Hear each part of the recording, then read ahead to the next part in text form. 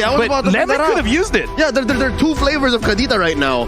Mid and Rome. And both are just as lethal. And Lemon is well known to try and make those crazy plays, those insane plays where at a glance you don't even know what he's going for. Oh, yeah. But on a hero like a Kadita, that is the kind of pick that will really suit his playstyle. I'm even thinking, what if it's just like, you know what, Lemon, you can use the Kadita, so use the Kadita. What about we just pick up the Diggy and kind of just like cancel out the Akai? So we like, now there's no more oxymorons. So it's like, if we want to dive, just dive. Who's really going to stop us? Welcome. Come on in. Yes, come on in. Here's that band that's got me thinking, are they allowing the Savior and Fury? Because they take out the Estes. Do they know something? Because look, Maro's very vocal about, oh look, they banned the Estes. What's going on?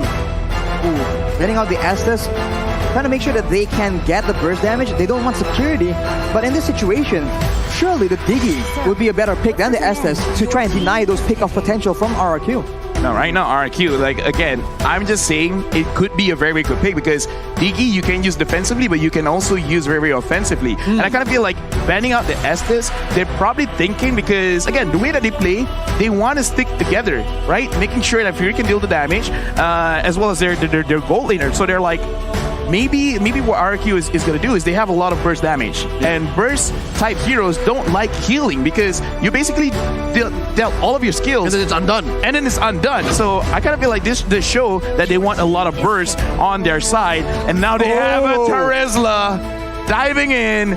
Very big boy. Big boy. Can't be taken down and can deal a lot of damage. This is not a drill, ladies and gentlemen. By the way, actually picked up by RRQ Hoshi. Is this going into the XP lane? Going into the jungle? That's a scary part. You never really know. It's an absolute unit of hero, and in the right lane is just such a big problem. Right now for Occupy Thrones, we'll have to see what exactly is their solution here because there's so many dashes. Something that can punish that or stop that can be very useful. It's not even impossible that this might go into mid. Oh. It's possible that it's going to go mid. Right? Terizla? Yeah, but like a lane bully. Why not? Like a lane bully. Exactly. Why not? Okay. It's RRQ on their opening day. They can do anything They gotta want. put a statement. They gotta make a huge statement, trying to show dominance, being one of the main favorites, but ooh, this is Maro on that Franco here. That's a lot of pickup potential if it lands onto the right people. Yeah, Franco Man against the Franco Man. There's a little bit of this is an oxymoron. It's like, I'll play the Franco against the Franco specialist, but Maro. Look at this. Yeah, he's like focusing on Vin is like, you're using my hero. Yeah, but I do like the Sicilian pick. The Sicilian pick is solid because, again, we were talking about how Parsa's banned, Saber's banned, but I think Sicilian's a better pick, especially for a late game lineup like Occupy Thrones. Can they reach that late game though? It depends because there's a Kadita, and if the Kadita gets rolling, it is a very oppressive presence, especially for a vulnerable mage like a Sicilian. Right now, RRQ, they finish off with a Xavier of their own. And so it looks like Vin will be piling the Kadita. And we've seen Kadita not doing well if the early game is not good. But having Albert on the Benedetta, as well as having the Terizla, I don't see them losing the mid, the EXP, and the jungle. They can force a fight. They can really force a fight, especially against the Sicilian. They can just keep going. I think the only real thing is you have to watch out for mana. But that aside, they can just keep going. This is... Wow. They answered the glue here by going, on and on. Fight forever. Well, Glue doesn't really do well moving backwards. It's always a very oppressive hero, provided that he is actually aggressing. So maybe RRQ just plan to fight fire with fire and bring the aggression to Occupy Thrones instead. Could this be the answer to the glue? Well, very surprising. We're about to find out because going into this first game, let's introduce again both teams from Jakarta, RRQ Hoshi going up against Occupy Thrones from Mina. It's an Egyptian and Saudi Arabian squad, and all eyes are on Maro. I promise you, the game changer here, especially come the mid to the late game, are those perfect hooks. It's gotta come from Maro. He's on that skin as well, so it's a very... Some people say it gives you a buff almost. You get better when you use this skin. We'll have to see if that is the case for this particular game. He is looking for early advantage here. Because in the early game, the Franco is just so dangerous. Vin, chunk of half HP, but they're trying to trade it back. And for now, this is going to be the same pattern. Keep on doing that, and he will prove your point. When you use the skin, you get better. Now, RRQ Hoshi, sure, they get poked a little bit, but I kind of feel like Fury and Maro, they took a little bit more. Right now, RRQ, they got to look at which part of the map do they really want to control. Same thing with Occupied Thrones, because looking at the map right now, it looks like Terzla is winning against the Glue. I'm not familiar with this matchup, so I can't really say for sure which one will have the better laning phase. Yeah, this could be the precedent. We could figure out if really that Terzla is the answer, or at least this kind of lineup and this approach could be it. We're about 40 seconds away from the first turtle, and there's a lot of pressure on gold lane. RRQ Hoshi given God of hell. Well, RRQ Hoshi like playing for the gold lane. Skylar is one of the main players that they rely on to carry. And carry, despite being a late game specialist, actually has a lot of healthy damage in the early game. Albert right now will be colliding with Leo. Just spawning him out right here in the XP lane. That's where the real fight is going on. Hawk against R7 1v1. Hawk will be finally able to escape, but look at the final blow. He's so low, 1 HP. R7 comes in to secure that kill. Albert in a tough spot, 1v2, but the mobility will allow him to escape. Wow! Not a single punish on the baby alien. He gets away with it. I mean, like, look at how they actually executed it, because they even like telegraphed, like, I will attack you, glue or no glue, you're gonna go down. And at least for right now, it looks like in terms of the laning phase, R7 is really controlling Hulk, making sure that he doesn't get ahead, and he has to be aware of that, because if he can't win the 1v1, it's gonna look bad whenever someone wants to come and trade. Comes to the Breath of the Ocean. The Rough Waves also takes Maro out. That will be the roamer, not available for the first turtle play. And RRQ, they're looking to straight away capitalize as Albert goes in. 1v1, dumps a lot of damage onto Leo. Let the final blow actually fails though. Hawk steals the turtle. Leo makes a play with a heavy spin, but that will be 4-0. Hawk is still just dueling 1v1 against R7, but that is that advantage. Like finding a needle in the haystack. I don't know exactly what triggered the damage from the glue that actually took down the turtle there, but hey, Occupied Thrones can walk away with what they can. That's a small victory. I kind of think like it might have been the slam, but either way, that we did not see that coming. And right now, Vin catches Maro, but looks like it is not that big of a problem just yet. Oh, the Bloody Hunt being used now. Vin being very low, taken out by Fury 77. Leo trying and get some more, and it's just these small pickoffs, the roamers. It looks like Occupied Thrones, they're not afraid to actually get fights here and there. And RRQ Hoshi, they're reading it. Gado almost got 1v1 by Skylar. Skylar feeling very, very confident up here. And Albert, he's putting so much pressure all across the map. It's like every single time the camera pans, Albert's there.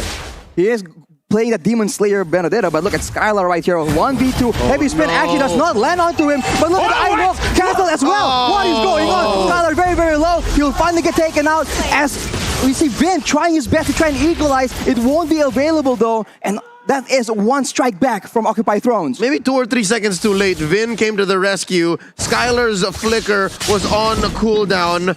And the main difference between Albert and Leo is the fact that Albert is more proactive. And folks, what you're hearing right now is a cheer within the stadium. It's a drum. I thought something fell. It's like boom, and it's like boom, boom, boom, boom, boom. It's like, okay. Are they dropping it over and over again? I love it. But that was a very interesting interaction between the Franco Iron Hook as well as the Hurricane Dance. Like, he pulled it back in and then pushing it away again. I gotta feel like it's something that they have to put into consideration whenever they continue an attack. But the potential for it is huge, right? Like, that's massive displacement.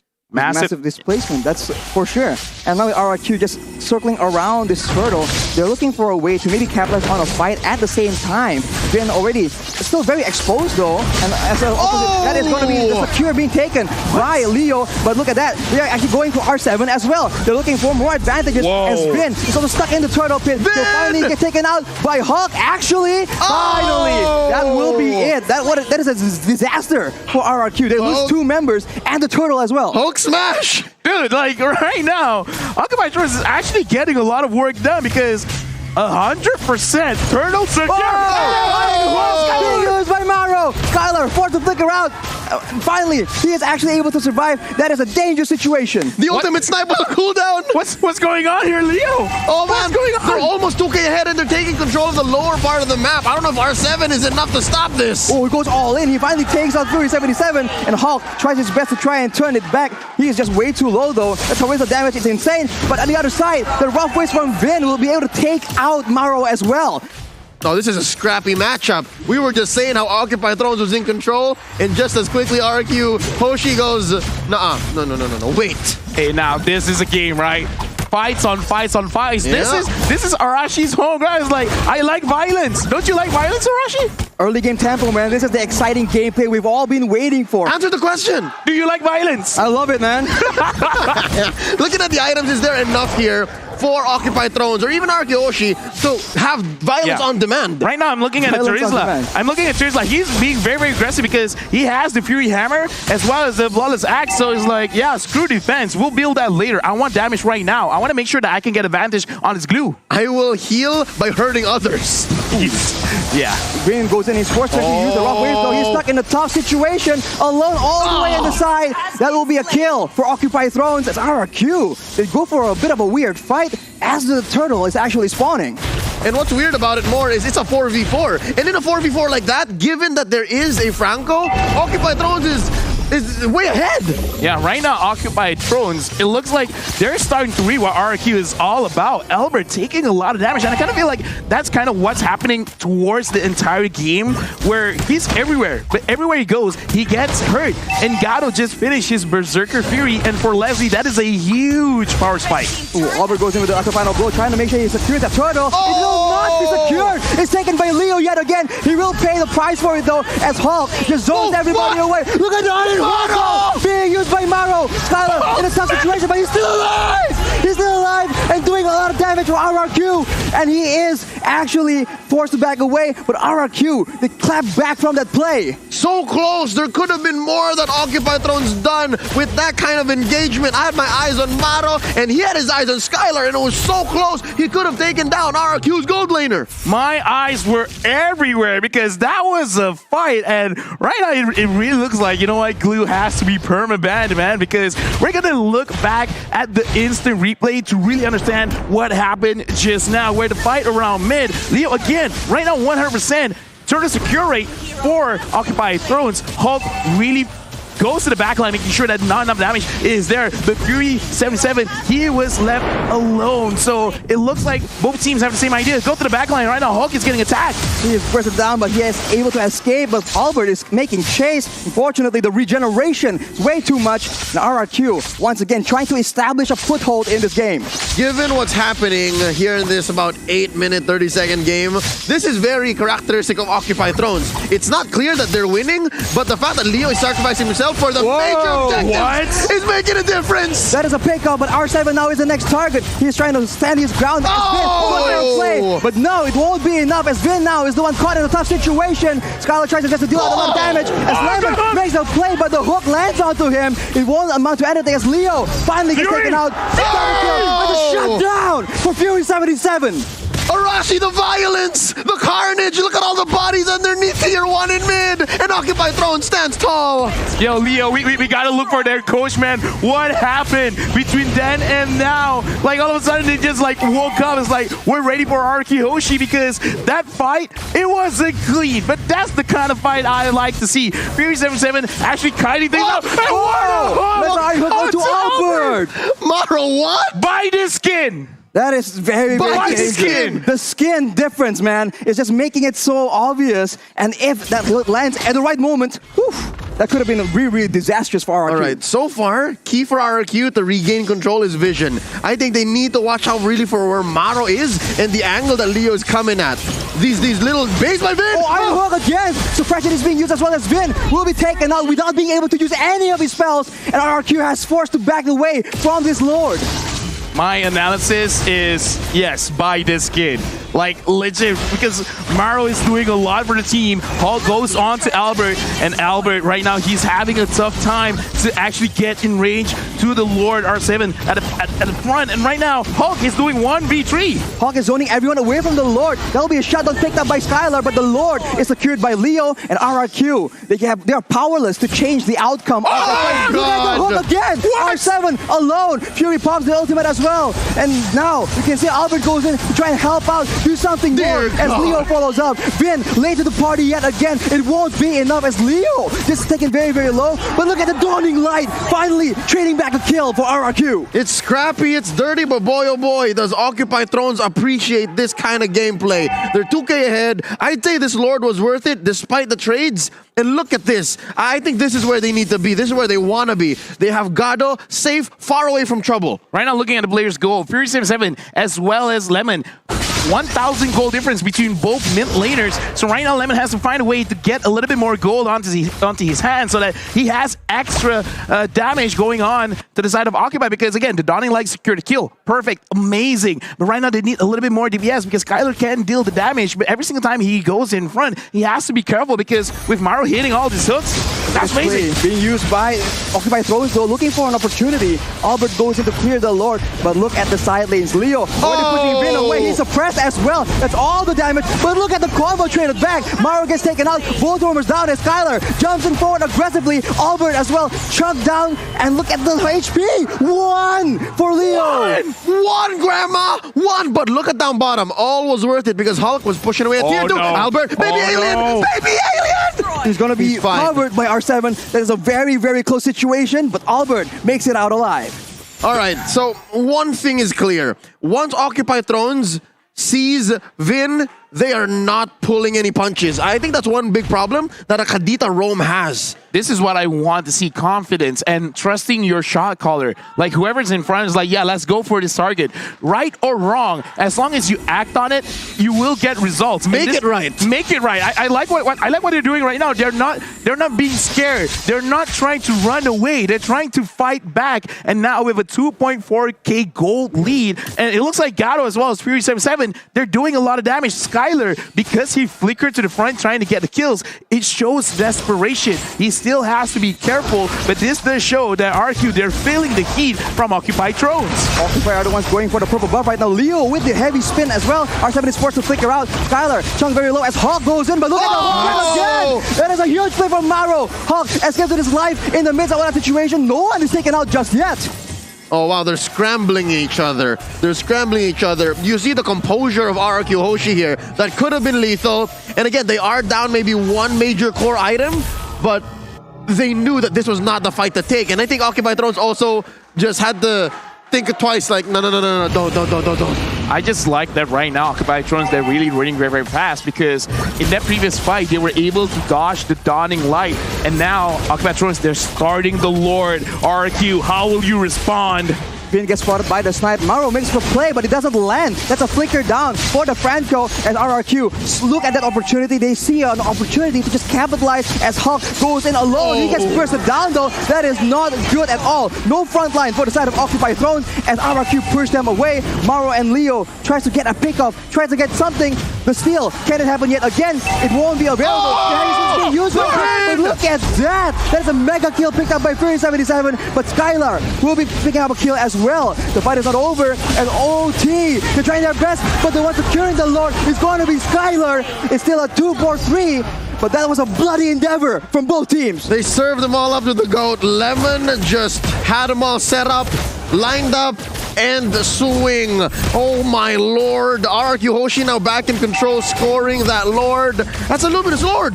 Yeah, right now, Skylar is putting on his big boy pants because look at the items. Right now, it's very scary. Demon Heart Sword, Corruption Scythe, Golden Staff, as well as the Endless Battle. He has a lot of heal. He has a lot of true damage. So Hulk, he has to be careful of that because he went in alone. That's not the best thing that you can do. Someone is not listening to the shot call because that was not coordinated well. Yep. So also, something to point out, he's not picking up the usual Windtalker because again, Leslie is not one. Skylar gets hooked out, but it won't be his death. R7 comes in to zone everyone away, and RRQ stabilized. They have a lot of damage done on the top turret. Maro is lethal right now. That is dangerous. Watch out. Still could be a game changer despite RRQ being ahead. But I was saying, Wind of Nature. Skylar's not building one because Leslie is not a marksman you build the Wind of Nature against. Yeah, true damage, man, not physical damage. And right now, RRQ, with just one Lord, they've already turned things around. 500 gold lead ahead. It is not big, but considering they've been on a deficit for like 2,000, 3,000, 4,000, this is huge. This is great. But again, looking at how Maro is playing this Franco, he could really change things around if he could get Albert, Lemon. I don't think he's going to get Skylar, but if he does, then, dude, Occupy Thrones, they're going for it. Lemon right there with a Dawning Light is able to chunk Gado down to half HP. That is one spell on a very low cooldown. If they can do that again and again, they can almost get a guaranteed 4v5 in these big objective takes. Yeah, no, more likely they are. I mean, the time that Skylar and Albert bought for Lemon is going to pay dividends. Still, Flicker onto Vin as well. That will be the unstoppable picked up by Fury77. The roamer battle here between Vin and Maro. Can I just say, LaFell, that was overkill? I kind of feel like they have some kind of vendetta with Vin, and just Vin. Yeah. That was highly unnecessary, where it's like, it was worth it. 3 ults? They want to send a message. Yeah, it's like, specifically you. Oh no, they're gonna lose this inhibitor. Oh. That is the pressure being exerted by RRQ. And now, Occupy Thrones going for the purple buff will be able to secure it away. That's unfortunate for Albert. Oh, well, I mean, I was gonna ask if that was worth it, but yeah, no ults were harmed in the stealing of that purple buff. So yeah, that was worth it. I mean, like, in this hook. I mean, like, okay, let's put into consideration, so like, yeah, you use a lot of ults, but if you're not gonna fight in the next 30 seconds, why not? 40 seconds, it's fine. Because again, you want to create some kind of psychological pressure, and R7 goes in! R7's very, very low right now, but look at the Dawning Light. Gado is half HP. The snipe does not land on the right person. Skylar being chunked out, but not nearly as badly as Gado was. You know what? The draft between RRQ and Occupy Thrones now in hindsight is so multi-layered, it's so deep, because there's so much these two teams can do on the near range, melee, long range, mid-range. Oh lord, this Lord fight! Gets hurt again! Maro making the plays happen for his team! That is a roamer from RRQ, unavailable to make any plays. It's still a 5v4, but RRQ are not backing away. Hawk is trying to zone everyone away, but it's not enough. Leo with the heavy spin, trying to make sure that he can get this Lord, but they're both getting low right now. That is a kill picked up by Gado, but he will be taken out as well. Skylar gets a shutdown, gets unstoppable as well, and that is the Lord secured by Leo though.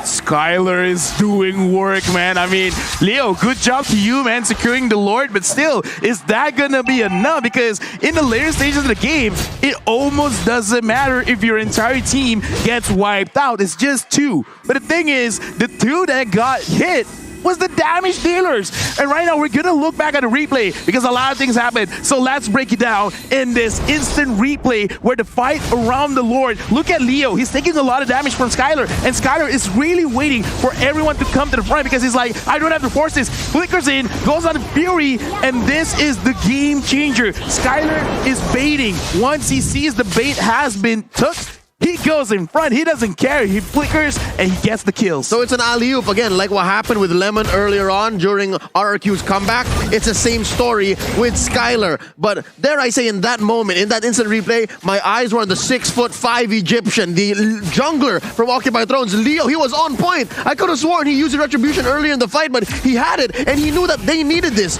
Was that, what kind of Lord was that? Oh, that was just a... Was it a Evolve Lord? Yeah, Luminous Lord. And look at Ghost Gaming, even he's like very hyped for this game. Of course! Yeah, Ghost is like, let's go, let's go, let's go! He's a one-man cheering squad. He's up against the whole kingdom of RRQ, but Maro I don't like here, his odds. all the hopes of Occupy Thrones are on Maro right now. He is the man that they rely on, and along with that, Leo with the retribution, man. It's been so solid so far. So we're about a minute and a half until that next Lord. You think we're gonna get there? You think we're gonna have to wait for this, or is somebody gonna pull the trigger? I kind of feel like we have to, and this is a situation where Occupy Thrones, if they can set it up, then it's gonna be great because Maro's hooks has been so good. So if he can if he can hook someone around the Lord, they're cooked. They could create a very good situation because, in my personal opinion, don't focus on the Lord, focus on the kills, man. All right, so they turn on heroes. It's so dangerous right now because both teams can scout right here. Lemon with the Dawning Light and Gado with the snipes right here. That is exposing everyone and allowing Vin and Maro to attempt that play. Unfortunately for Occupy Thrones, the Franco engage is just so much more dynamic. It's so good. Look at Albert. I think this is the one game changer. Leo has to always be with his team to make that play.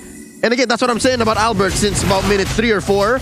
The Benedetta is the proactive one. Yeah. The Akai has to answer back. The Akai, you can see his plan from a mile away. Yeah, right now, going back to the keys to victory RRQ, they need to use their experience, and they're using it well because they understand that with the draft coming in from Occupied Thrones, they have to sacrifice one lane. And what lane it is, Albert would go and attack it. And Skylar, he's been in so many fights in his life that he understands that because of the short range of the carry, you can't be too aggressive.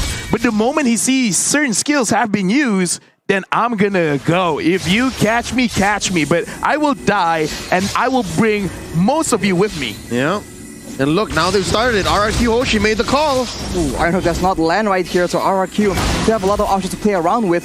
Vin looking for a chance in the side, looking for a pick of potential. Leo is in position though to try and make this a very difficult contest. The Retribution battle has not been favoring RRQ, so Occupy Thrones are very happy to make the plays happen. The flicker is being used. Unfortunately, the hook does not land. That is massive for RRQ. You can see they move in a more aggressive manner. Pay attention to Vin. Look at him. He's trying to make sure he gets the right play at the right time. They see him though. Conceal is being used, but he's suppressed. He cannot make the play happen. That is him taken out of the equation. And now Occupy Thrones have the chance. Leo goes in, but the Immortal has been popped. But Skylar is doing way too much damage. Lemon takes him out, but the Lord is taken by Albert. Fortunately for RRQ, one man down from both these teams, but that is very, very valuable for RRQ right now. LaFell, you said it right. At the end of the day, whoever turned on heroes first and whoever makes that call will win the fights. And RRQ Hoshi, they did just that. They baited out the ults first, and then eventually, yeah, you can separate Skylar from us, but the call is still there. I actually like treating Vin there because he gave vision. He gave enough damage to Gato because if you look at his playstyle, if his HP is below 50%, he will not commit. And because Gato was not in like 2/3 of the fight just now around the turtle pit, around the Lord pit, RRQ Hoshi really took that advantage. Like, yeah, kill Leo, get the Lord, get Prophet, and right now, can they actually survive with RRQ here pushing with this evolved Lord? RRQ trying to make sure that the waves are on point right here. The Lord is on the top side, so RRQ can do a bit of a split push in the situation. They need to be careful though. At any moment, Maro can make the play happen. His flicker is not available, unfortunately. But look at R7 making the plays happen, initiating for his team. Skylar is dishing out damage upon damage as the Lord is distracting everyone else. In the back line, that is going to be suppression being used on R7, but it won't be enough. Both teams just going all in all with the truncheons coming out again and again. The Rough will save Vin, but Skylar is still devastating, doing all the damage possible. Hawk is alone. He won't be able to save this game for his team. RRQ, they reign supreme. Big congratulations to RRQ Hoshi. But what a match! What a game! The debut of the King of Kings here, going up against Occupied Thrones. It went all the way, and what an amazing showing by both teams. For a good 10 to 15 minutes, Bali United Stadium was very quiet.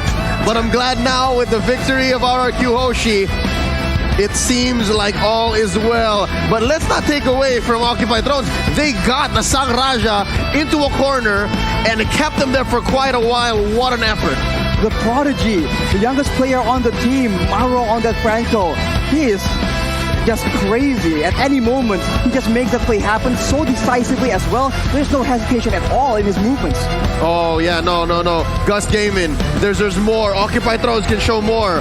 You watch out, you wait for my team. We're not going home today. The knockout stage is where we're going to show up, and I do believe him.